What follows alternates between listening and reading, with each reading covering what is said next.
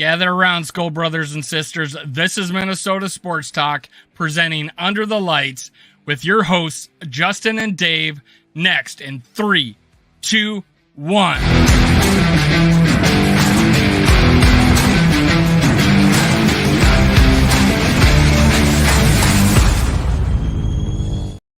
Gather around, Skull Brothers and Sisters. This is Under the Lights, brought to you by Minnesota Sports Talk. Your host, Dave and Justin. Let's go.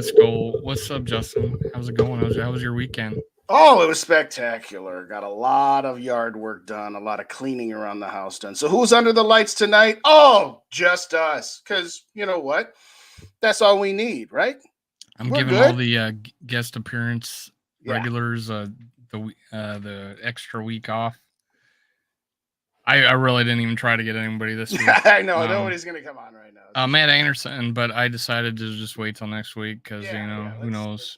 He's been busy the past couple of weeks, so I didn't want to give him another week before I reach out to him again. But we plan on having Matt Anderson back from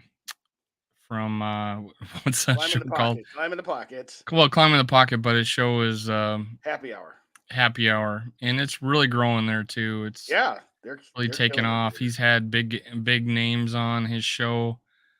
Pretty jealous in that point. He's got some guys I've tried to get, but man, he gets them, and it's pretty cool to see. Let's get some shout outs. Sodak Kids in the house. What's up, man? Bob Swede. Roll call. Davey Chains. Thank you for your Davey Two Chains. What's up, Worthless Opinion. Dr. Proto. And D's what? Finish the sentence. Yeah. Right. Thanks, but no thanks. All right. Skull. How's everybody's weekend? Now, y'all have a good time? Get some barbecuing done? What y'all do? Let us know what you had going on in the chat about your holiday weekend. And just to recap, if you didn't get a chance to see the video I dropped yesterday, please check it out. But do want to give a special shout out today and always to the members of our armed forces, our police, firefighters, EMS, doctors, and nurses, and everybody that allows us to have the freedom to come on the mic every Tuesday night under the lights and talk Vikings or whatever else. Thank you so much to everybody for your services and for keeping us safe. Whew. Davey Change says he's napping already. I guess we pretty boring. Is that what you're saying there, Change? Is that what you're saying? Apparently. Spices up again. Spice it up a little bit. Yeah, come on, Chains. Anyway. So recently I had Judd on, and I took the listeners' questions. It was a recorded show, so I asked people in the community to ask questions, and I believe one of the questions I asked is Addison a prima donna? Followed up by what's the strategy to get his attention next time? But what do you think of that? Him not even giving Judd the time of day walking past him. Do you think he knows who he? My thought is he's new to the Minnesota media that he wouldn't even know who he was. Right. And could be one of those situations. I know all the time at ball games, at autograph hunters and stuff like that. But obviously, I don't think that was a situation here where there's that many people around. It's probably just media.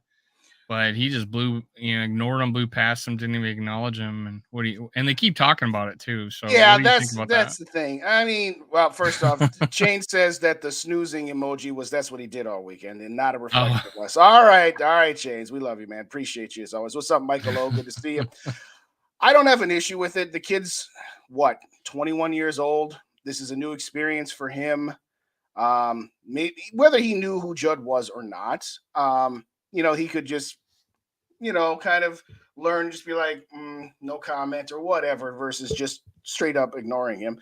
There was a report today that he might be suffering from a minor injury and that the Vikings are being overcautious about it. So I guess that might explain why he hasn't suited up, so to speak. But yes, I mean, he's a young kid. He could have handled it a little bit better, but I'm not ready to instantly judge that he might be another diva wide receiver because he didn't answer a question about an injury. Maybe he was instructed not to reveal the full nature of why he's not practicing right now. I don't know. I think it's a bit of a stretch to go the far to say prima donna or whatever, but Could be wrong. Well, We'll see. We'll see. I also think some people are not, I don't know, socially aware around them, True. because True. they're like, for instance, he hung up on the Vikings 4 times. Um, that I don't know that he's maybe just not. I can't think of the term. There's a term for it, but something to the fact that he's just not his self awareness, or Self awareness. Yeah. yeah, maybe his self awareness isn't the highest. Um, that what you know th- have you ever watched a video where they hand it around to the other coaches? Well, you hung up on the first one. It's Right. like, Right. or you're the GM.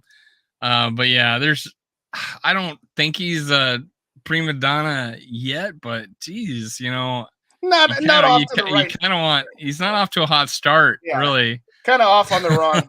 Kind of off on the wrong foot. But at the same time, like I said, maybe he was told, "Hey, don't answer any questions about why you're not practicing to the media," and maybe he just took that as all right, radio silence. And like I said, it's possible he didn't see him, as Worthless just said. It's possible he did, and he kind of freaked out and was like, "Uh oh, this is kind of one of those situations that I was told if this happens that I can't say anything." So I don't. Again, it's not the best look. It's not the right foot to start off on, but I don't think it's much more than that. I don't. And What's what's up, up, Northwest? Northvius? What's up? Now, so what I was thinking, I didn't ask Judd, but I wanted to ask him if he was who asked harder questions now that Thomason's is gone, but him, or if he's like replaced him for the hard questions. But I never got around to asking him. He filled up a half an hour into the point where it went over to 50 some minutes. Well, So that's the thing. That's what's cool about Judd. And I mean, again, I've been a fan of Judd. I read his work when he was at the Tribune, listened to him on different multiple media platforms, and you know what? Someday we all hope to be where Judd and Phil are, so to speak. And I know that there are people that are taken aback by how honest they can be, and that they're not Ducky and Bunny, and that they're going to say hard truths, and that they're going to.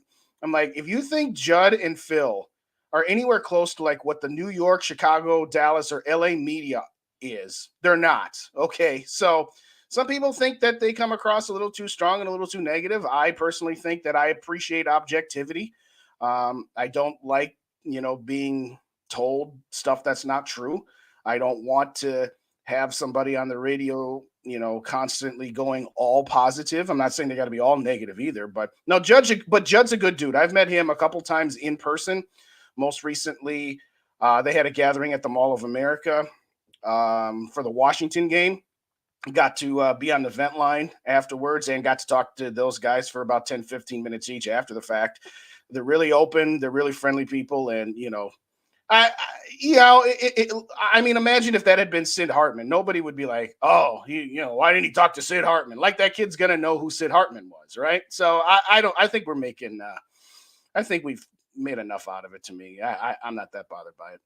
well, that leads into this, and Judd brought up today as his result after watching OTAs is that guys like Jalen Naylor are getting more time on the field, and outside of a drop ball in the red zone, apparently he's been making some pretty awesome catches, Yeah, and he's really speaking highly of him. your And guy. honestly, though, Purple Daily hasn't been speaking, a whole bunch about Jalen Naylor. I've been singing his praises, just the fact that I just, for the little time I see of him and his college tape, I'm like, I was totally in love with him, and thought the value in the sixth round was more like in a in a less deep wide receiver draft where we had all Mhm. these tall, high end, fast guys, that he would have been, a third rounder, normally potentially second if he stayed healthy, but he didn't stay healthy. He broke his hand Yeah, his last year, and but apparently he's getting an opportunity to show what he's worth. But this is a detriment to Addison. This might be one of those situations where if this injury lingers, goes in and he starts a little behind the rest of the wide receiver group. And who knows? Maybe that they're being overly cautious, but they were being overly cautious about Daniel Hunter, right? that's true. So, and they don't have to say anything about until the preseason about injuries, so it's like, God, who knows what's wrong with him? It makes you want to think. But even if we didn't draft Addison, I was still pretty happy with our receiver core. But yeah, I feel great that Jalen Naylor is our fourth receiver. Oh, absolutely. I mean, you've been singing his praises for almost as long as we've been doing shows together. And I'll say this: that's that's the positive side of Addison being absent and Justin Jefferson being absent, is that KJ and Naylor Right. are both getting first team reps, so to speak, in organized team activity, and they're doing what they're supposed to do, which is to look good against air. What's up, McAndrews? How you doing? Good to see you. From McAndrews. Um, so yeah, and you know what? So much the better. I mean, but I guess I'll throw it back like this. Let's just say that Addison is nursing a hamstring injury. Well, what would we be saying if the Vikings came out and said, yeah, Addison's not participating because he's got a hamstring injury? What would we say? Well, when did that happen? And how did we not know this? And why did we draft a guy in the first round if he's got I'm just making stuff up right now. But the point Like, is that why do the Twins sign injured pitchers all the time? well, there's that, my friend. There is that. Bases loaded, no outs. Why do we trade for injured pitchers? Why do we do that? Yeah, why do we I trade know of our 3 best offhand. Yeah, right? well, we could go on. We could do a whole nother under the lights about the Twins. And we knew they were injured. So Yes, I'm like, all right. yes, I know exactly. So, maybe from that perspective, maybe that's why they're keeping it hush hush. But back to Naylor, yeah, I'm done with Rager. I'm totally done with him. The only reason he is still on this team is because he's got a guaranteed contract. What's up, Mateo? Naylor, he might be a Jag. You're right. Just proves how bad our depth is. I would look at it the other way. Is to say, hey, he's getting an opportunity to develop a little bit, albeit against air. I'm not blind. I'm not rose-colored or purple-colored rosy glasses, but at the end of the day, he's getting an opportunity to show what he can do. We've seen snippets of it. Granted, it was garbage time against the Packers and Bears, and granted, the rest of it was preseason, but I'm willing to give Rager I hate when I say those two names. I get them all mixed up. I'm happy to see that Naylor will at least get an opportunity to show if he can be a solid fourth rotation guy. And if Addison needs to be sat for a game or two, well, now you know that you got a solid third guy in there. So I'm willing to give Naylor an opportunity to show what he is or isn't. I don't think that putting him as just a guy at this point's entirely fair to the guy. No, he didn't come in as a 6th round pick and take the number 3 job last year. Okay. He wasn't really given much of an opportunity to. So, and when he did play, he played great. There was no fault to his game at all when he came in and played. So right. Yeah. I mean, again, you can't. For me anyway, I don't read too much into garbage time, but at the same time, I'd rather he look good in garbage time than look like crap in garbage time. So I'll meet you halfway that, yeah, when he was given an opportunity, albeit with no pressure whatsoever, as far as either one of those games go, because again, the Packers game was already out of hand and the Bears game was meaningless, but better for him to look good in those opportunities than to not. That's the worst thing you want to be, is having an opportunity in a meaningless game and not taking full advantage and of think it. how many receivers that he beat out. Two land on the 53 man. A lot. So it's pretty cool. I think he did a pretty good job of making the team, and we saw enough in him that we were like, hey, this guy's going to stay in the 53. And yeah, drop shot. Was that 5? We kept 5 receivers, and he was the 5th. Yes. Coming out of camp. So, and then we got rid of ISM and. Well, Amir Smith-Marset was never Amir Smith-Marset. Now there's a Jag. Okay, there's just a guy, as an example. Getting back to Rager, I think they're keeping him around because it gives them no benefit to cut him. He's on the last year of his rookie deal, which is fully guaranteed. So his $3 million is guaranteed. So you free up literally $0.00 if you cut him. Yes, if it comes to a point where you need a roster spot, that's an easy one to make. I think they're going to try and showcase him a little bit during the preseason to just try to see if anybody will, say, hey, we'll give you Rager and we'll give you a 6th round pick and we'll take a 7th round pick back. I mean, Rager's the kind of guy where you trade back around just to get rid of his salary. That's how bad he is. You ain't lying, Mateo, that he is rather slight, 172 pounds, Addison. 50 Yeah, juicy Lucy's. I'd be happy with Judd just brought two. Judd brought up the fact that he was a small human being. That's the one thing he got to see when he Mm, walked past him is that he quote unquote is a small human being. yeah. I'll say that I'm not worried too much yet. I mean, in the span of a couple days, I was on Vikings versus Gold with Tyler Fornes and Dave Stefano. And Tyler brought up his concerns about Addison. And then the next night we had Luke Braun on, and I brought those concerns up to him. And Luke wasn't as concerned about it. So obviously the Vikings wouldn't have taken him in the first round if they felt that that was going to be too big of an issue. But yes, would like to see him put on at least 10 pounds. You know, he can have 10 or 15 of mine. How about that? Oh, well, tell us about this gig you got then. I didn't know. Oh, well, basically, my YouTube episodes, not necessarily the lives. I haven't decided how I'm going to do lives yet, particularly when I do collaborations, because obviously, you know, our content when we do a show together is dually our content. But all of my, you know, mid-size episodes are going to go onto their podcast feed. I'm going to do at least one, maybe two podcasts a week on their show, you know, a 5 minute, you know, midweek musings or a weekend wrap or something like that. So if you don't already subscribe to Vikings First and Gold, both on YouTube and on your favorite iPod aggregator like iTunes or Spotify, please do so. So my episodes will appear there the next day, as well as, like I said, some podcast only content as well. And this is whose channel? Vikings.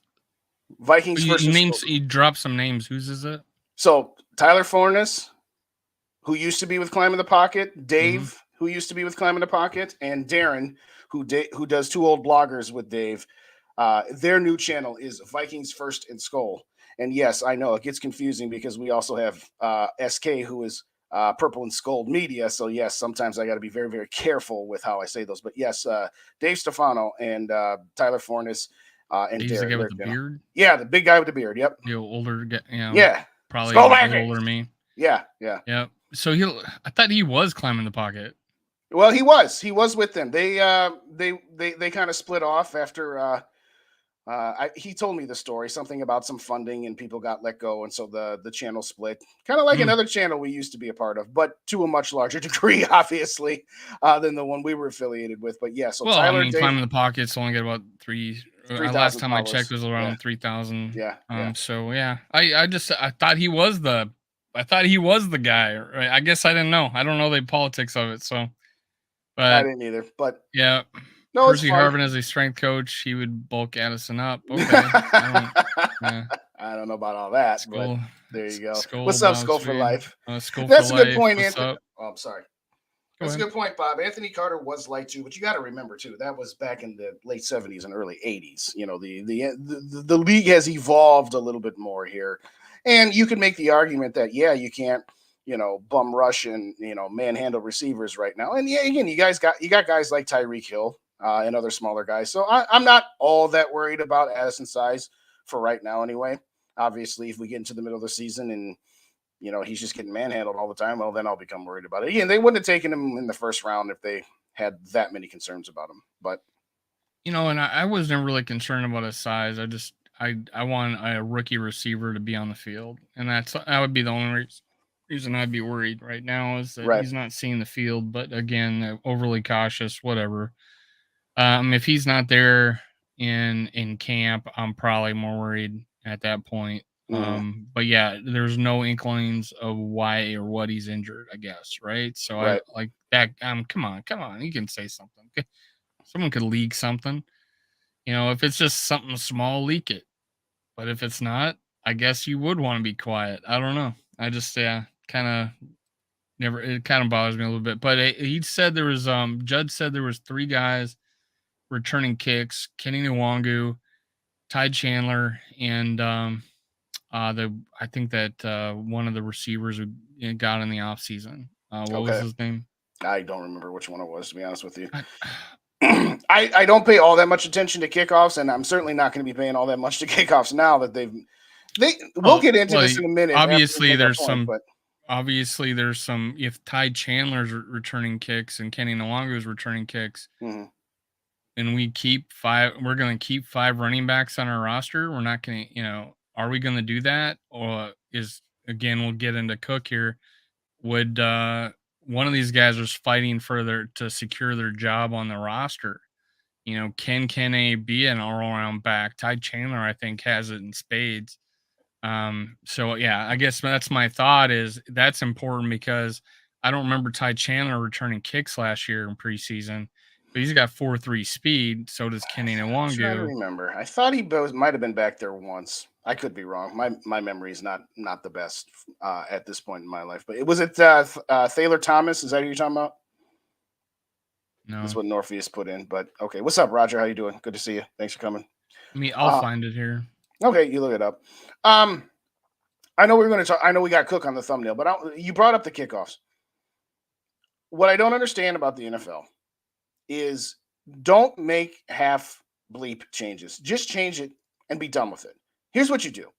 And I've had this idea for about 10 years, but Brandon it's Powell.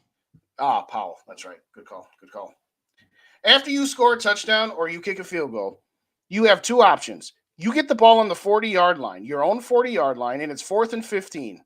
And if you convert, you keep the ball and you have another possession. If you don't convert, the team takes over on the dead ball spot. Incomplete pass, they got it on your 40, or if you only get, you know, say 13 yards on that play, okay, you get it at the dead ball spot. Or you just say, hey, you guys take it at the 25. Make it like basketball. Make it take it, or here, you got it. Just get rid of the kickoff altogether. It's just so dumb. There's no point in sending a team out there, having a kicker waste his leg, having the other 10 guys run down the field for absolutely nothing. And then if you're going to try to avoid concussions, yeah, you probably won't get a concussion running into each other because you're going to be running around each other, but it's just a waste of time. If you're going to make it so advantageous to just call for a fair catch to take it at the 25, then just get rid of the kickoff altogether. Just say, hey, take it at the 25 and we'll replace the onside kick with a 4th and 15 from your own 40. What do you think of that? I'm all for kicking off. I don't know. I think it's one of the more exciting plays in football. When it does get run out, I think even with this fair catch rule, I still think there's going to be strategies that fail, and we're going to see some highlight shows potentially. Because there will be people still trying to pin them back farther and not give them the 25. We saw that where people kick it really high and try to get it to the inside the 5 and have Right. them catch it there and only get to the 15. So there's still gonna be a lot of that. So I guess that um and so if you got a threat at kick returner, they will run it back at that deep or at that 5 to goal line portion. But then there will be guys in the teams that have no kick returner and will just gladly take it to 25. Well, every kicker right now is capable of kicking it out of the end zone, kicking it out of the end zone every time. It seems, right? You know, Mm. so why don't they just do it? If they're just eliminate if it was a strategy, let's just eliminate that. So people are still using it. Always never fails. They'll figure a way to strategize to help their chances. And with a guy like Kenny Nwangu, at least his rookie year, and once last year, he was just a weapon. And guys like Cordero Patterson were just he could take it out the at the end zone line Mm. and run it back, which he did, which was crazy. I'm saying from the standpoint of I would just not institute a rule like that where you're basically telling the teams that don't have kick returners, you're just going to get the ball at the 25-yard line in the first place. That's what I'm saying. I'm saying to me, if you're going to institute that rule, then just completely get rid of it. I agree with you. My choice would be not to institute this rule in the first place and leave it the way it is. So just to be clear, I agree with you that I still want the kickoff from that standpoint. I'm saying from the standpoint of the only way you get around this fair catch rule is to squib kick it, because if the ball hits the ground, you can't fair catch it. So, yeah, you might have teams strategizing and trying to figure out ways to squib kick it inside, the 10, 15-yard line, whatever the case may be. But I'm just It saying, and it let's not never make never dumb rules like that. fails. It always seems to be when a squib kick costs the team. It just never fails. I have no. They get the ball at the 30-yard line or something like that. and 2 plays later they're in field goal range. It's just all every freaking time. I would rather have my team kick it out of the end zone and let them start at the 25. I'd rather have that. Just rather have that than squib kick it, potentially get the ball, knocked down, and they get the ball at the 40. It just seems Mhm. every time a squib kick happens, it bites at least us in the ass. And under Zimmer, when he did that, it would just kill me every time we did it. But this is a point, and the It's a NFLPA good probably point, has shit something to say shooter. with that. Yeah. Is that there would be people that normally wouldn't get a NFL job, they'd be gone. They wouldn't have a chance. They couldn't stick around in this league. It'd be a dying breed. And we have a few of those players on the team. I don't think Pace is one of them. I think he makes the team outright as a linebacker, Yeah. but this is added value for him. True. I mean, True. for sure. What's up, six shooter? Good to see you. Sarah's in the building. Thanks, Sarah, for joining. We appreciate you as always. I think I saw some color. Yeah, what's up, Rap? How you doing? Thanks for joining us as well. I'm just saying, to me, it's like, stop trying to legislate the game too much, because I understand player safety and I understand liabilities, and I'm saying all that, but to me, it seems to be a half measure. It seems to be, it's just like, go one way or the other. Either just leave it the way it is or get rid of it. But the stuff in the middle, I don't know. Maybe I'm just This longing might for be the s- days of nice kickoffs this might during be stuff. something I would kind of like better if they're going to make this rule. They change the rule the way it is, move it back to the 30 again. Yeah, I can. Good point, Roger. Yeah, That's a good point. yeah, I think that's a good point, Roger. Is that you still would make again if they're just trying to eliminate freaking kick returns. But you always want, like, I still have this big problem in baseball where they put the extra innings where they put the player at second to start the extra Mhm. innings, and it I'll really tell you a bugs story on me. that. It just super bugs me. But I understand, games are going into the 17th inning and Yeah. no end in sight, and it really hurts a team, for like a week. They just don't recover from it. But What's yeah, up? Hey, we missed one. What's up, Drop Shot? I don't know if we said Drop Shot, but if we didn't, what's up, Drop Shot? Good to see you. Thanks for coming here. they're coming a mile a minute now Yeah, they from are. Well, once Rap and Sarah get in the bill, it's sorry, Sarah, we don't have any giveaways tonight. But actually, that's a good point, a good time for me to make this announcement here. If y'all don't follow Yogi on his new account, his handle is Purple Rain 247, Purple Rain 24/7. We need to get him up to at least 100 subscribers, because he has made a declaration that when he gets to 100 subscribers, we're going to do a giveaway on Purple and Gold for Days. And if you haven't seen it, it was available on their Wednesday, their Saturday night show. He has got this really sweet Justin Jefferson plaque. It's absolutely beautiful, and he's giving that away. We're going to do a giveaway on my channel. The first time he'll appear on my channel, but that's only after he hits 100 subscribers. So if y'all don't already subscribe, please sub to Purple Rains 247. And oh, by the way, Purple and Go for Days of Minnesota Sports Talk. If anybody in here isn't already subscribed to both channels, there too. What's up, Rap?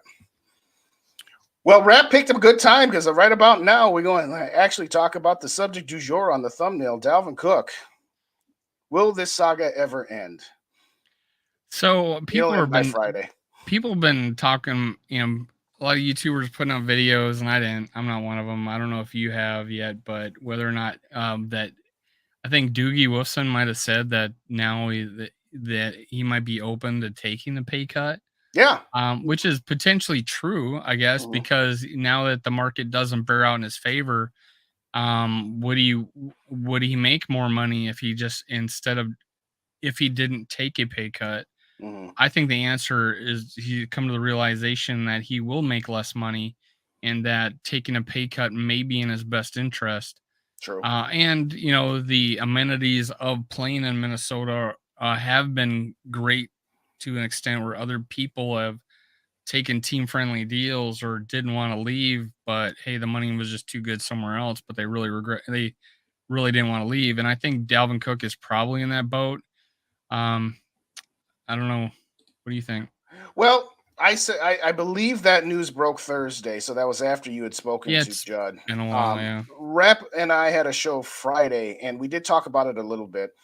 And where this stems from is Doogie on their scoop session on Thursday said that he still believes that Cook will not be a Viking next season. that he is steadfast in not taking a pay cut, and that's what Darren's take has been, and that's what my take has been, frankly, which is I'm not bringing him back on 14.1 million. But yes, there are now rumblings that Dalvin might be willing to take a step back off of his firm stance of not taking a pay cut. And so that opens up another can of worms, which is, okay, how much of a pay cut is he willing to take? And how much of a pay cut is enough for the Vikings to say, okay, now you still possess enough value for us to keep you around and not cut you. Again, if they cut Dalvin Cook, and again, that's assuming that it's Thursday or later, because at this point it's going to be June 1st or later. They would have done it already. What's up, Rap, with the $5 super chat? There you go. You got yourself some coffee money. I'd say lunch money. Yeah, look at that. You can barely get a lunch for $5 these days. I'm going to buy dessert. I was going to say, there you go. Thanks, Rap, for adding to the Marvin Shelsky College Fund. My son, if someone doesn't know. There you go. You save $9 million if you cut him. You save $11 million if you find a way to trade him and have a team take the extra $2 million. Yeah, if Dalvin Cook drops his, demands of not giving some of his money back, could I see him coming back? Yes. I don't know what kind of assurances Alexander Madison was given when he re-signed his contract. If he was told, yeah, Dalvin's not going to be here, you're going to be the guy, and that's why we're signing you back. I don't know. So I don't know what extracurricular activities and politicking there will be behind the scenes from what that would mean for the running back room. But yeah, if Dalvin Cook took a $6, $7, $8 million pay cut, I'm all for him staying here at that price. And the viewpoint, and I tend to agree with it. The Vikings have built the running back room to where it was to not have Dalvin Cook. Yeah, it feels that way. I agree. And I think he's gone too. We'll find out in 2 days, I guess. By the way, me and Johnny will be live. We'll go at 8 o'clock Eastern, 7 o'clock Central, and hopefully you have a lot of people talking about it. By the way, make sure you hit like in these videos. Oh yeah, hit the like button. I see 6 people liking the video. Let's get it up. Let's get it up to 20 tonight. All right. Yeah, Dalvin Cook, I believe is gone. I don't see. Can we afford him? Sure, we could right now. We could afford him right now. I don't think it's going to cost us anything. Cost us losing anybody or extending anybody. He's definitely gone the next year, but right now, I just don't see him staying. I like the prospects of all the other running backs outside of Kenny. I'm not a big Kenny. I like the kick returner. I just don't see him as a full-time back, but I see the other 3 guys as full-time backs, and I think it's unlike Mateo thinks. I think a receiver core is deep myself, but I also think the running back group is deep. And what 2 positions that have a great depth in, and especially with skill positions on the offensive side that are responsible for scoring touchdowns. Yeah. I think we don't lose a step in those 2. Well, outside Justin Jefferson, I don't think we lose a step. Well, thank you. That would be the one guy that if we lose, there would be a step lost. But outside of that, I think it's a full step, or do you think it's only maybe a half step? Yeah, it might be a full step. It might be 2 steps, but outside of Justin Jefferson, but that's besides the fact. I think a KJ Osborne, if he was the number 1 receiver, would get 1,000 yards in this offense. I think any one of the receivers is capable of getting 1,000 yards in this offense if they were put in the position where they're the number 1 guy. Mm-hmm. Just because I think there's so many yards to be had, but nobody's getting 1,800 in that group. No one's getting 16. No one's getting 15. No one's getting 14. 1,200 is stretching it. But yeah, that is obviously the clear number 1 by far. No, I totally agree. What's up, De Niro Jones? Thanks for joining us. Appreciate you. I'm going to say it like this. Will there be a drop-off if Dalvin Cook is gone? Yes. Now, it is debatable how much of that drop-off there would be. You can talk about all these analytics about how A, Cook was number 6 in rushing yards last year, and B, how he also had a negative yards over expected, and, he looked like he was dancing a lot, and what did you say? What was that line? He'd always go down with an arm tackle or something. I forget how you put it, but the point is that it's the smart long-term play to move on from Dalvin Cook right now, to transition over to running back by committee. Now, if you're thinking, all right, what gives the Vikings the absolute best chance to have the absolute best possible 2023 season, and just look at it through that lens, yeah, then keeping Dalvin Cook theoretically makes your team better for this particular season. Having said that, yeah, if you cut Cook or traded Cook and you shed $9 to $11 million, and you can get early starts on the Jefferson, Hawkinson, and maybe Darisaw extensions, maybe sign a Dalton Reisner, who I've made mention to the last week and a half, possibly sign one more veteran cornerback, you can make up the difference of whatever production there is or isn't between Dalvin Cook and the running back by committee approach, which some think is not much and others think is still a decent chunk. I think you can make up on those margins at other positions. I mean, if we could get a defensive tackle in here that could do something to shore up the run defense and maybe occasionally get an interior pass rush, there's just so many different ways you can make your team better than whatever upgrade one perceives Dalvin Cook to be. Now, yeah, if I have no idea what Dalvin Cook would be comfortable uh, giving money back. McAndrew said, "Hey, just don't see it at 8 million," or Cook won't take a big pay cut. Yeah, I don't. I mean, yeah, I think if the Vikings said, "All right, Dalvin, we're going to need you to give back 3 million," well, Dalvin would jump at that. He knows he's not going to be able to get anywhere close to whatever that remainder is. But 3 million doesn't move the needle to me. To me, it's kind of like what Harrison Smith did. Harrison Smith gave back, I think, what, 8 million. I think the number was. I'd have to go back and look, but he gave back We a saved a decent lot. I chunk. don't know if it was 8, but a couple shout outs, De Niro Jones and Matt Dench. What's Thanks up, for Matt? joining the show. Thanks for joining the show. If anybody in this chat is not subscribed to both channels, do so. Minnesota Sports Talk and Purple and Scold for days. Purple and gold. See, Purple and Scold. yeah, Purple and Gold for days. So yeah. yeah, he went and stole your name, man. He When you kind of created did. that. That's all right. I ain't mad at him. Purple and Gold for days. And I had Dane Winge. Nice to have you on the show, What's up, man. Dane? Nice to have you Good on to the show. see you, So man. Good to see you, Dane. What's up, Dane? my Hello take from is a my Dane. take Real, is real quick, real quick. Dane, which part of Southwest? We started talking about it on Friday, and I forgot which part of Southwest Minnesota you're from. Sorry, Dave. Go ahead. no, yeah, it's fine. I want to hear it too. My mom's from Austin, Minnesota, which is not necessarily southwest, but pretty south. Yeah. So my take a little bit is I've this is what I've said. I didn't say anything about the arm tackle thing, but yeah, I thought he went down easier. I've been quoted as saying that. I think Rap's the one who said that he's making business decisions this Yeah. year. Yeah. That's what But it was. I'm Business. and I've always said that if we're going to misuse a running back, let's misuse a cheap one. That's So your. That's yes, I think theoretically, Dalvin Cook makes us a better team, and obviously, who wouldn't want a Dalvin Cook on their team being so capable? I Mhm. also think his shoulder surgery is going to make him better. I because that is a painful injury. It'll go out at any time. It just go out at any time. But the fact that he's getting repaired, I didn't know you could repair it. So that's even better for him. So I think those business decisions were more like, hey, how do I fall down without hurting myself? Right. It seemed like that to me, but I thought he was more of it was that he was being misused.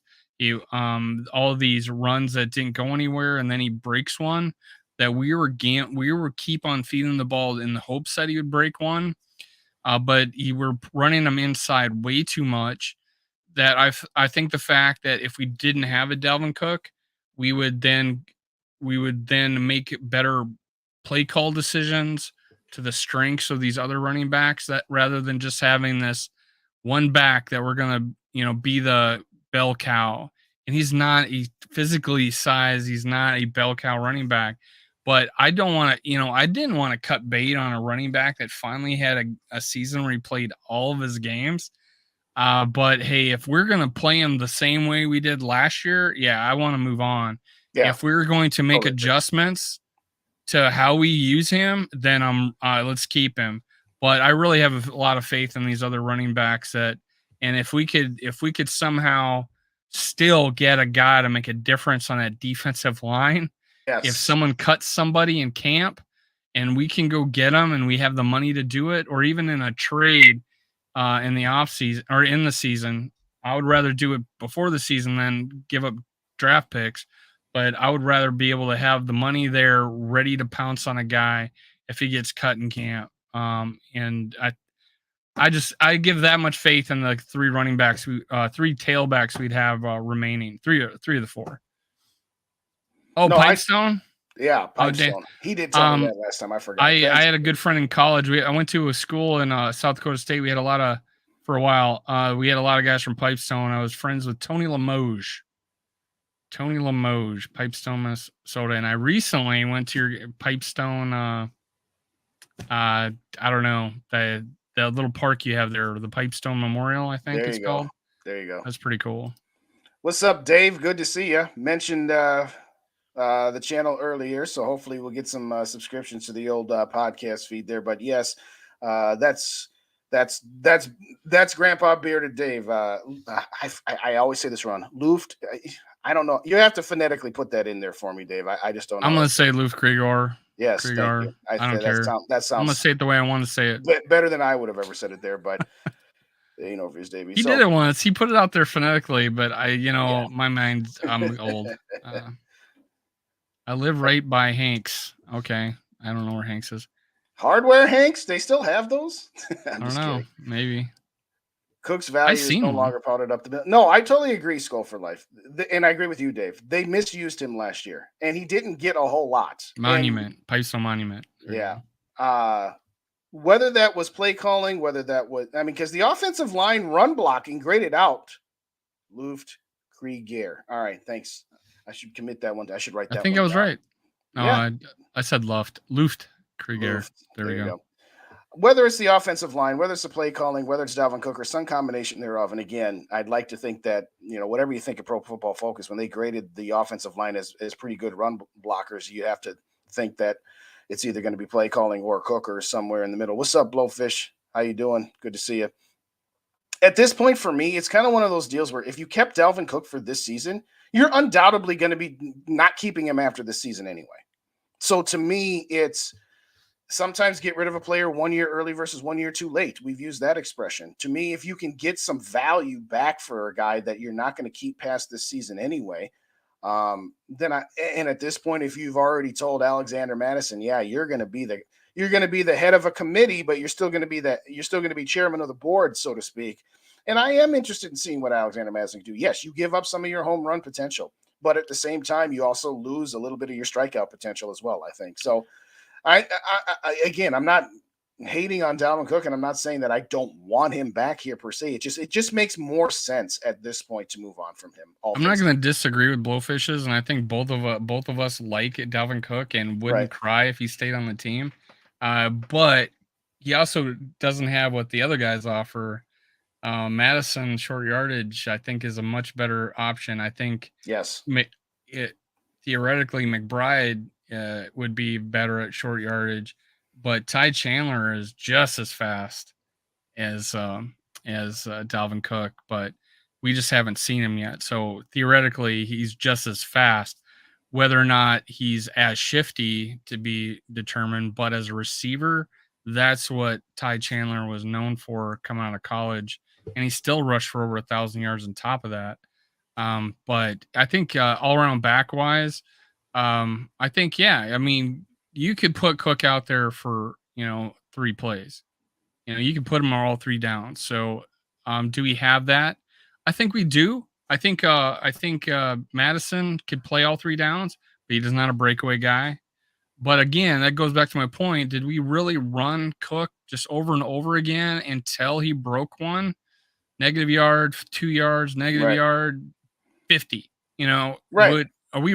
And I feel, and I know you talked about it a lot. How many times did we go 2 quarters without scoring? And I put a lot to it. We got to give Dalvin his touches, even though it's not working right now. And I think a lot of that too, and just the play calling in general. Mm-hmm. It could be all around. It could be all around. Receivers, whatever. But hey, there are times where we just weren't running the ball during that time. Miami, we kept running it. Finally, he breaks one and breaks their back. But thank God Miami let us do that because we had 11 3-and-outs. Yes. So, yeah. I mean, it could go either way, but neither of us here are crying about Dalvin Cook We're not saying, Stan. yeah, we're not saying get rid of him. He's a bum. We don't need him and he's garbage. Nobody's saying that one bit. And by the way, Blow, you're not getting anywhere close to a third round pick for Dalvin Cook, just to be clear. But That I actually did a video where I thought we would, but now things have played out. Now I'm like, God, if we just get anything, it'd no, probably be no make me chance. happy. What I'll I'd say be is this. ecstatic for a 5th rounder. Let's put it Yeah, that way. yeah. I was gonna say if I was offered a fifth, I wouldn't even try to negotiate it. If I could get a fourth, no, you take what you can get at that point. But I'll say it like this: we started off talking a little bit about baseball a little bit. It's like this: you got a batter in baseball that's a 250 average. So 3 out of 4 times he's getting an out, but he can hit the home run. So 3 out of 4 at bats, he's striking out, and 1 out of 4 at bats, he's hitting a home run. There's a place for a guy like that. You're down 2 runs with 2 guys on in the bottom of the ninth, and you got that guy at the plate. He could win you that game right then and there for you. But he's also a guy where he's going to strike out more often than not. To your point, it's kind of like Adrian Peterson by the time we got to the end. 1 yard, 0 yards, -1 yard, 16 yards. Okay, 4 carries for a 4-yard average, but you had 3 bad plays and 1 good play. Obviously, Dalvin Cook still has value in that home run ball. The problem is he strikes out too much. And that's the key. If Dalvin Cook was getting, 3 yards here, 4 yards here, 2 yards there, okay, stop for no gain. Okay, 7 yards here. And then throw in your 15 to 20 on top of that, where he's still getting having a lot of positive plays. Yeah, absolutely. I'm listening to that. But he just had too many zeros, ones, or negative plays last year to me. And is that part of the reason why? Yeah. I think the 3-and-out problem has been for a while, more than just last year. But your point is well taken that it seemed like Kevin O'Connell didn't quite understand what he had, because we saw some toss sweeps to Dalvin Cook, and they worked a lot. Now, you can't run toss sweeps all day, every day, like it's Madden, where you just run that same toss sweep the whole time and it always works. But it's like, stop trying to run Dalvin Cook behind Garrett Bradbury. It's like, why? It's like, yeah, run off tackle, toss sweep, or even run off guard. I don't care. But for me, I was like be a little more creative with the running backs. Little misdirection or inside handoffs, or um, a fake, and then the different deceptions you can do when you're handing off. I've seen it, but not enough of it to where we just weren't creative in the running yeah, game. no, I I didn't agree. feel, I totally agree. and we're supposedly building this team to have like mobile mobile offensive linemen. Yeah.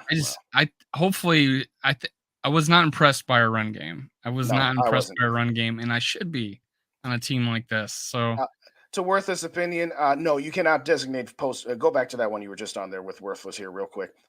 No, you cannot do post June 1st trades. I thought so too, and I was saying that for a minute and a half, but then I was corrected. You cannot designate a post June 1st trade. You can only do that with cuts, so to speak. But to Blowfish's next one that you did click on there, yeah, a 5th round pick in 24 and a conditional 4th and 20. Yeah, sign me up in a minute.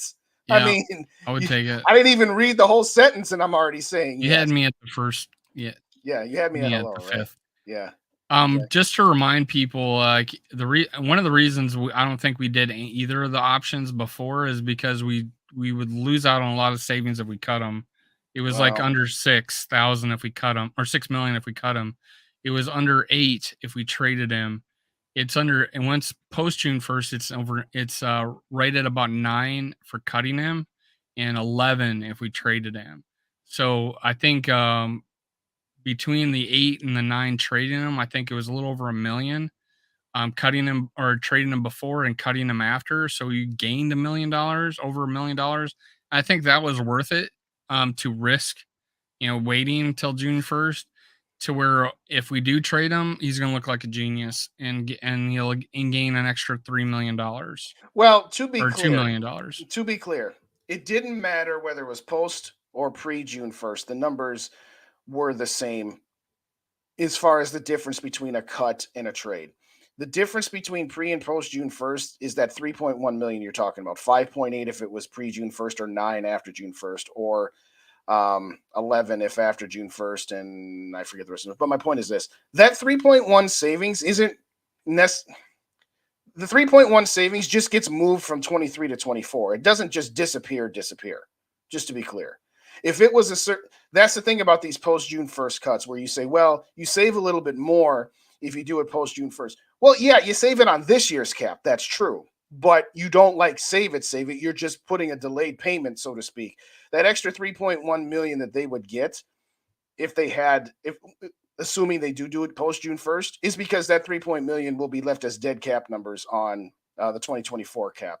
So I'm actually of the opinion that if they could have done a trade pre June 1st, now maybe the other team can't do it. Maybe they do have a team lined up that they're trading them for, and they have salary cap issues that they couldn't fit it in until Yeah, they may post have June an 1st. agreement like, Yeah, hey, they let's could. let's They very have well a could. framework in place. June 1st, Sam. Nothing happens. Let's pull the trigger. Yeah, I totally agree. You I'm laughing just saying, about Adrian Peterson wrestling a bear for money? yeah, Yeah. all due respect, I'm done with Adrian Peterson. This notion that he wants to come back and somebody had, hey, should the Viking? No, stop. With all due respect, I would rather Randy Moss come out of retirement and him play for the Vikings than Adrian Peterson. And I'm saying that a ridiculous analogy only for the illustration of how ridiculous it is. No disrespect to Adrian Peterson, the football player. He's a legend, Hall of Famer, Ring of Honor. No, I'm done. There's no way I'm going to go through everything we just went through about Dalvin Cook and what his value can be, and then talk about bringing in an old Adrian Peterson. Sorry, not happening. No. Anyway, trading allows the Viking to. Well, I don't think they care where he plays. If they can get something in return for him, I don't think they care at that point. Well, I care if he. I don't know. I don't know. I don't want him to go. Let's say to the Bears. That Why? would. I don't know. He's washed up. Right. He's washed up according to some. Who cares? I ain't afraid to play him. Okay. No, I'm kidding. I'm just being done. I mean, yeah, you're not But going to trade him to. Well, Quasi I don't might want trade to him make to the the Bears. Bears any better. I don't want to make the Lions are probably No, they pretty wouldn't. good right No, now. they just took a At running guy. back. Yeah, no, they're not. They wouldn't do it. And the Packers wouldn't do it. They still got Aaron Jones and what's the other guy? I forget. But honestly, I've never been. If I'm at the point where I'm willing to move off of a player, I'm going to take the best deal possible. Like, let's say Chicago offered you a 3rd-round pick. If you told me you can trade him to Miami for a 5th-round pick and a conditional 4th in 25, like was suggested earlier, or I could trade him to the Bears for a 24 3rd-round pick, I'm trading to the Bears all day. All day. I'm not afraid of Dalvin Cook. I know what Dalvin Cook is. You know how to defend Dalvin Cook. He's a one-trick pony at this point. So I wouldn't be worried about it. The Bears are going to be so terrible. So you know what? If you gave him to the Bears, instead of the Bears being a 5 or 6 win team, they might be an 8 win team, which means you're just screwing up their draft positions because they ain't going to the playoffs, whether they have Cook or not. But that's just me. I agree, Skull for life. Peterson needs to retire. The only reason he's not retired is because he's in debt, because he spent all his money on camels for his birthday, and he's got a lot of young Adrians out there. Might have to. Might be all the little Petersons. Yeah, he's got one too many Adrians out there for him to retire with all of his lavish lifestyle and letting his hanger-ons hang on for forever. Yeah. Well, one of the things is I think Adrian Peterson will always have that. Well, he'll get the Hall of Fame for sure. Oh, absolutely, no question. That's a lot. That's a lot of appearances and stuff that he'll be able to monetize. He just won't have the same lifestyle. Obviously, all these ex-Vikings are in like a network of just making appearances, and I think that's great. Being able to still make a money off your own, off your own legacy. I'm all for it. So I'm just his playing days are more than done. His time has more than come and gone, to say the least, for me anyway. But I have the pinned comment on my channel is Yogi's channel, y'all. That's Purple Rain 247. That's our guy Yogi. Again, he's at 53. He just started out. Once he gets to 100, he's going to do a giveaway of a Justin Jefferson plaque on my channel. So if you rock with Purple and Go for Days, Minnesota Sports Talk, GG Rap and the whole crew, hit up our boy Yogi. You've seen him in the chat. He's got some really good. He doesn't just do the Vikings, but all the teams that he covers are all in purple. He covers LSU a little bit, mostly Vikings, but hit our boy up because we've seen him in the chats and he's donated a lot. So please consider giving our guy Yogi at Purple Rain 247 a sub, and that's pinned on my chat. What else you want to talk about, Dave? I don't have a whole lot. You Don't want to have a get whole into lot tonight. Danielle Hunter real quick, and then we'll wrap here. Yeah, sure. Tell us up. Tell us what's up. Well, number one, pending this Dalvin Cook situation, um, I can listen to both sides of the argument. I've been of the argument that yes, if you can get a first round pick for Danielle Hunter, yeah, go ahead and trade him. You can't get a first round pick for Danielle Hunter, which I don't think you can. Then get him re-signed, get him happy, and let's just be done with this. I'm kind of sick of this no man's land that we're in with Dalvin Cook. I kind of understand it because you got to wait for June 1st. With Danielle Hunter, it's like, do you want to keep the guy? Or do you think that he's at 29 that he's past his prime? And if you're gonna move him, then move him. And then maybe they're waiting for June 1st to move Hunter too. I would like to see Danielle Hunter stay on this team because what the heck else do we have for pass rushing now that we got rid of Zadarius Smith? I'm hoping that Davenport can be something, but until proven otherwise, I can't really plan and expect anything out of that guy yet. So I'd love to see him with Flores. I know Flores would not drop him in his zone coverage every other play like Donashell did. But at the same time, yeah, I understand the perspective of trade him while you can. Why sign Danielle Hunter for 2 more years when your defense is still kind of up in the air? And to that, I say, yeah, I can see both sides of it. Yeah, if I got a first round pick on the table, I take it. But short of that, get Danielle Hunter re-signed because you're going to have money once Dalvin Cook is gone. I mentioned Dalton Reisner earlier. That was the 3 key points that I made in one of the videos. I said, okay, get Danielle Hunter re-signed unless you can get a first for him. Get Dalton Reisner on this team. But what else do you have at pass rush if you do move on from Danielle Hunter? That's what I want to know. And help me out there, Dave. I Well, don't get it. I know there's some fans of Willikis, but he got released, right? So he's no longer a Viking. No. So there's no hopes of him coming back. So then it's the two guys, Jones and Wanham, right? So Mm-hmm.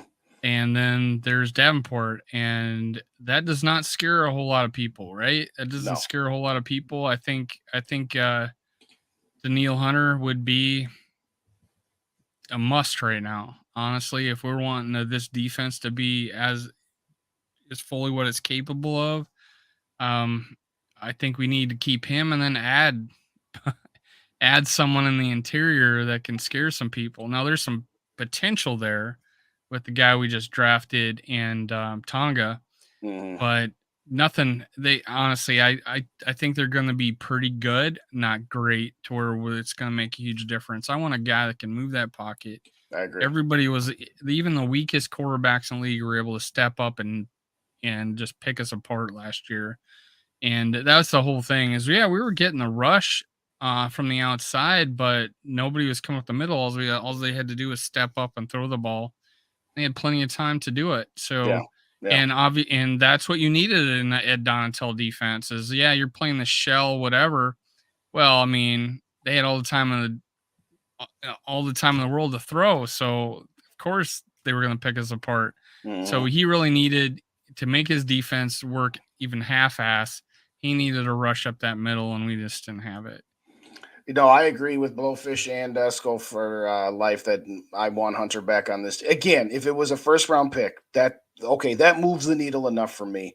But sans that, I Because agree. of the potential of using that to get a permanent solution at quarterback for years to come. Yes. That and I don't know what Daniil's contract demands are. That's an unknown factor that I'm True. saying that if it's a first round pick, what's up, Mary? Good to see you. Chicken soup for the This is soul. funny. AD may beat the bear just on pre-fight handshake. That's good, doctor. That's good. Um, for me, I'm saying a first round pick, whether you use that to get a quarterback or you just move on from a guy that you might not have been able to keep with the contract. I'm saying if you can't get that, then I'm saying, yeah, work out a contract extension. He's taking team friendly deal after team friendly deal. I'm okay with getting him back on this team. But if it's a first round pick, then that's it. But I agree.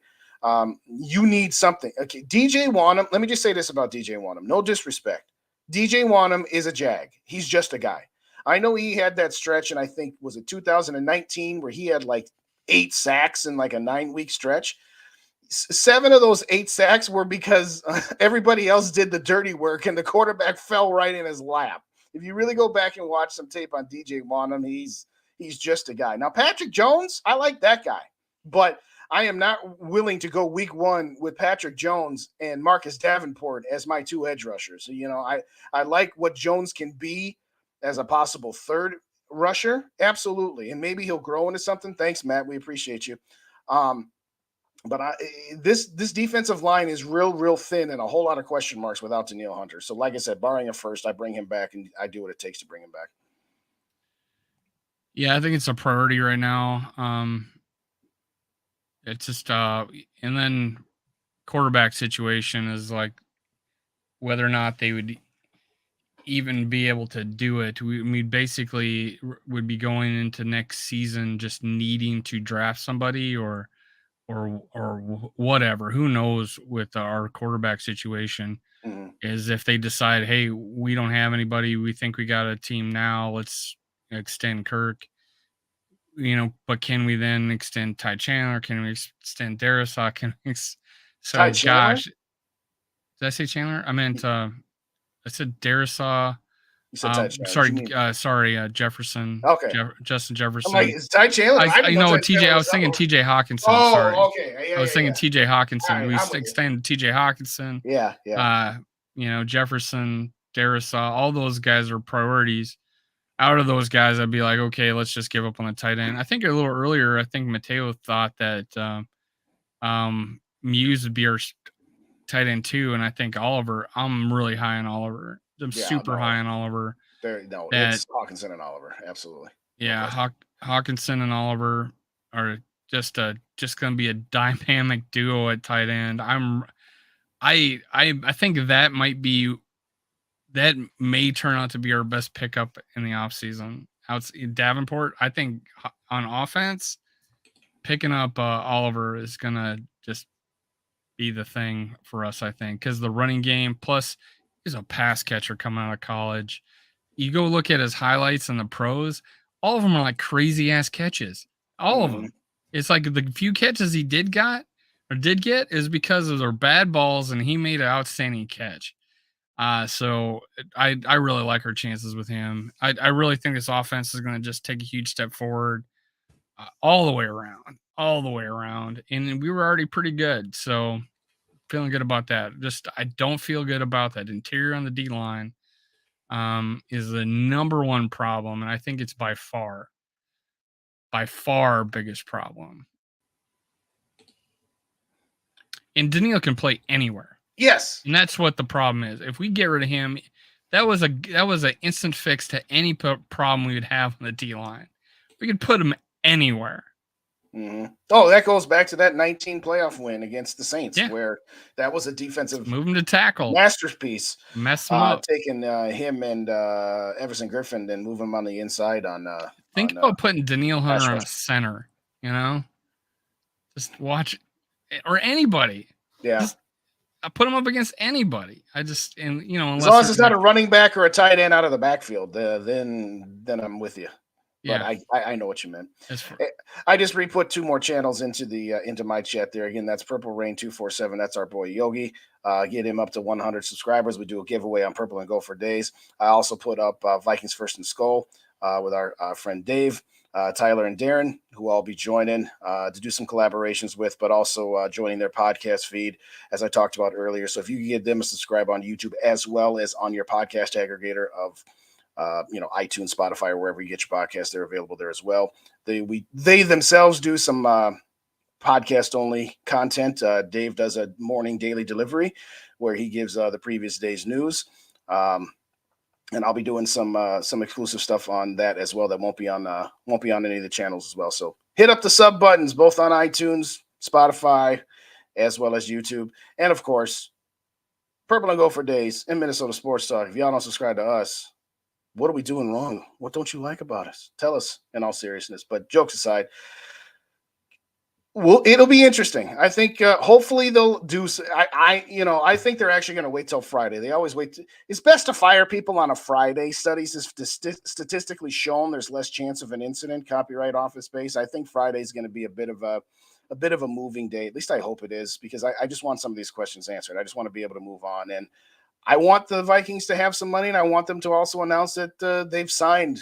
Like, I don't mean to beat the Dalton Reisner thing into the ground, but it just makes sense. He's a guard, and that's one of our biggest weaknesses. You brought back Garrett Bradbury, so they must think halfway decent of him to give him a 3-year extension. You got Ezra Cleveland on the last year of his deal, and it's from all indications looking like he doesn't want to come back as a guard. He wants to be a tackle to get paid more, and that's not going to be with us. So free up some cap space, lock up JJ, sign a Dalton Reisner, get Danielle Hunter taken care of, and let's go. Let's go. Let's go. This is Yeah, done. and if you sign a Reisner and move a Cleveland to backup left tackle, that's something. We'd be Yeah. pretty deep, right? We'd feel pretty deep. Well, and Reisner can play center too. So that also takes care of your True. backup center position as well. So That's true. I'm not saying we'd be deep on the offensive line, but I'd feel a lot better because look at what happened last year when we lost O'Neal. Look at what happened last year when we lost Garrett Bradbury. It was already a pretty weak offensive line, particularly on the interior. So I want some interior depth. I don't know if he would beat out Ingram at right guard or if he would beat out Cleveland at left guard, but And this is all I another want him on reasons this why I team. like Oliver, is to help us out blocking. Um, Especially if we have to play Brandel for a extended period of time again. Yeah, that first game Brandel had to start, like the first full Mhm. game, he looked Right. off. He got No, beat so bad. was Was that the Cowboys game? Oh my god. It well, I was know it was was it the Cowboys game? I think it was the wasn't it the Cowboys Green Bay game. game too? Isn't that when we lost Bradbury? Well, there was like where Oh, he we came lost. in for part No, of the we lost game. Brandel that game. That's right. We had to go to our third center. Huh. They're not center. Brandel was our left tackle, right? Oh, it's all You're starting to run thinking together. you're thinking of I know who you're thinking of. I just can't think of his name right now. But Well, I yeah, remember we lost Bradbury and we had a backup center, and then like on our yeah, third that play was of the the Packer game, game yeah, in the at the goal line. at the goal line, yeah. Didn't we have the we had the jump pass? Oh, The jump gosh. pass. Yeah. Let's get Oh, our 5'9" running back to throw the ball. behind a terrible and battered offensive Yeah, line. behind a really battered KOC, offensive learn your line. lessons. Learn your lessons. Learn your lesson. No, I agree that Cleveland's better than Ingram. I was saying that I think Reisner is a left guard, but I don't know. All I know is that I want more offensive line help than I wanted on the interior.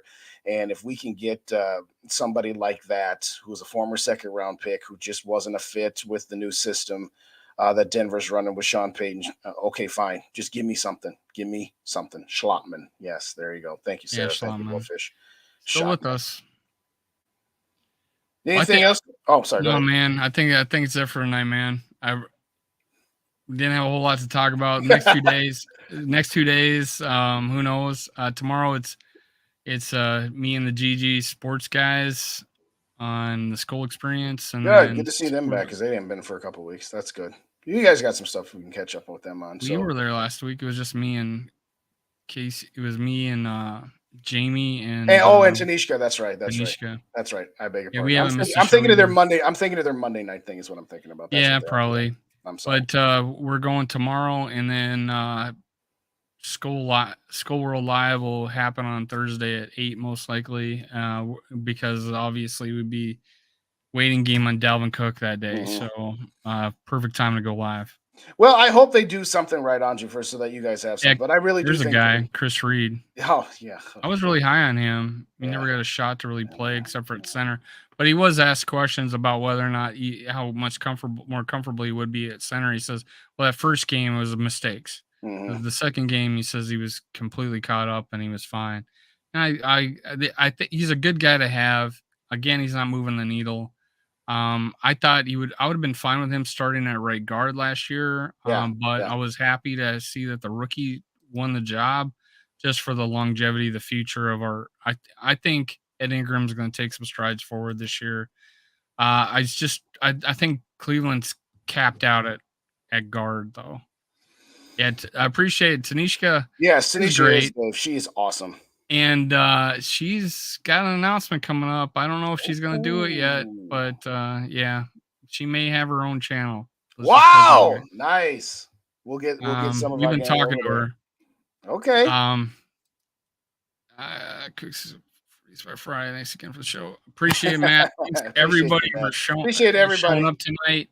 Not a whole lot to talk about. Probably not a whole lot to talk about tomorrow, but hey, we love talking to you. Bring up anything you guys want to talk about in any of our shows. We'll we'll shoot the shit All for an day, hour, every day. 2 hours, whatever. Yeah, absolutely. Yeah, no, we're not Thanks going for 4 hours listening.